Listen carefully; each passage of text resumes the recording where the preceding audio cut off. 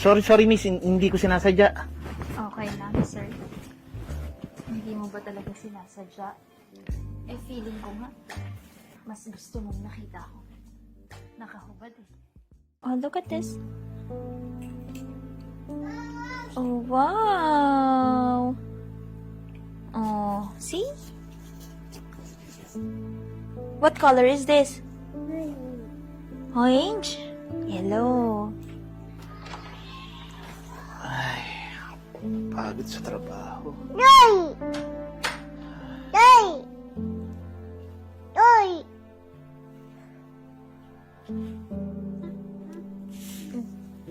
Spider-Man. May mahal. Ay, nandiyan ka na pala. Kanina ka pa? Hindi mahal. Actually, kadarating ko lang mahal. Siya nga pala mahal si Jane. Anak siya nung inahire nating babysitter.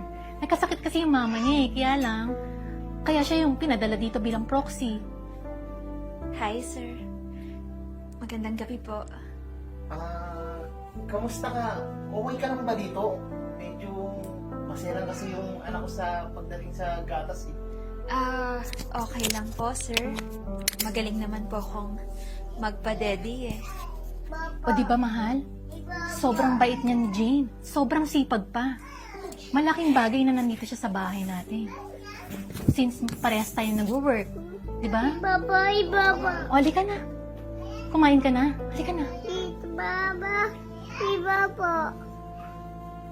Dahil iba po. Iba po. Iba po.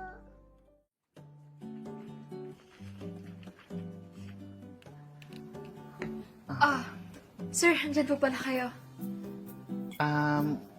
May kukunin sana kasi ako eh, pero nakalimutan ko lang kung ano yun eh.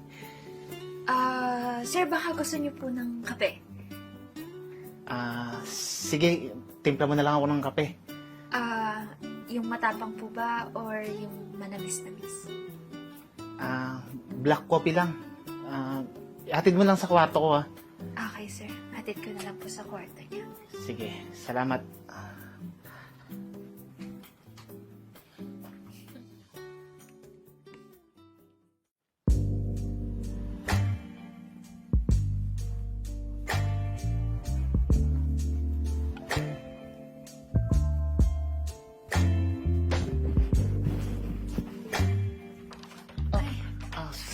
Sorry miss, hindi ko sinasadya. Okay lang, sir. Hindi mo ba talaga sinasadya? Eh, feeling ko nga, mas gusto mong nakita ko. Nakahubad eh. Hindi. Nasanay lang kasi ako na kami lang yung tao dito sa bahay. Saka, gusto ko lang makita yung anak ko natutulog. Huwag ka na nga magpanggap. Kitang-kita ko naman kasi kanina eh. Kanina pa lang, gustong-gusto mo na akong sunggaban. Pwede naman eh. Hindi naman kita pipigilan. Anong pinagsasabi mo? Ano bang ginagawa mo? Kunwari ka pa eh. Huwag ka nang magpanggap. Gusto mo rin ako, di ba? Pagbibigyan kita, promise, hindi ka magsisisi. Hindi. Ayusin mo kami yung sarili mo. Dahil kapag nandito yung asawa ko, hindi niya magugustuhan tong ginagawa mo. At pag naabuta ka pa niyang ganyan, baka mawala ka pa ng trabaho. Seryoso ka ba? Ha? Kitang-kita ko naman eh, gusto mo rin ako. Okay lang naman sa akin kasi gusto rin naman kita. Tsaka, magaling ako magtago ng sikreto. Hindi ito malalaman ng asawa mo. Promise. Nagkakamali ka. Dahil ngayon pa lang, tanggal ka na dito sa trabaho mo. Mahal ko ang asawa ko. At pinagkakatiwalaan niya ako. At hindi ako gagawa ng mali para masira yung pagtitiwala niya sa akin. Kaya ngayon pa lang, bukas yung pinto. Makakalis ka na dito sa pamamahay ko. Sandali. Eh di kung ganyan lang din pala eh. Kalimutan mo na lang na nangyari to, ha?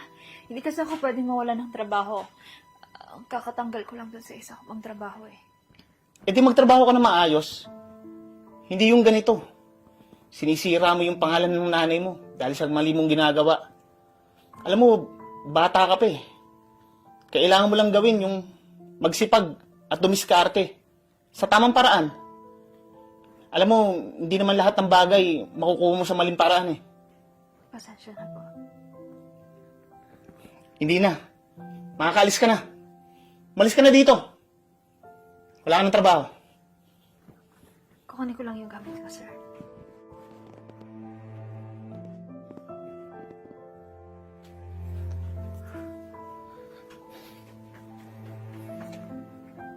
Mahal, kanina ka pa? Kanina pa ako dito, mahal. Mahal, nadinig ko lahat. Hindi ko alam kung anong sasabihin ko sa'yo, pero sobrang saya ko dahil hindi mo sinira ang tiwala ko sa'yo. Kasi mahal kita, mahal. At gusto kong patunayan sa sarili ko, at kahit sa'yo, na cheating is a choice. At hindi ko gagawin na lokohin ka at sirain yung pagtitiwala mo sa akin. Lalo na dito sa pamilya natin. Mahal na mahal kita, mahal. Salamat, mahal.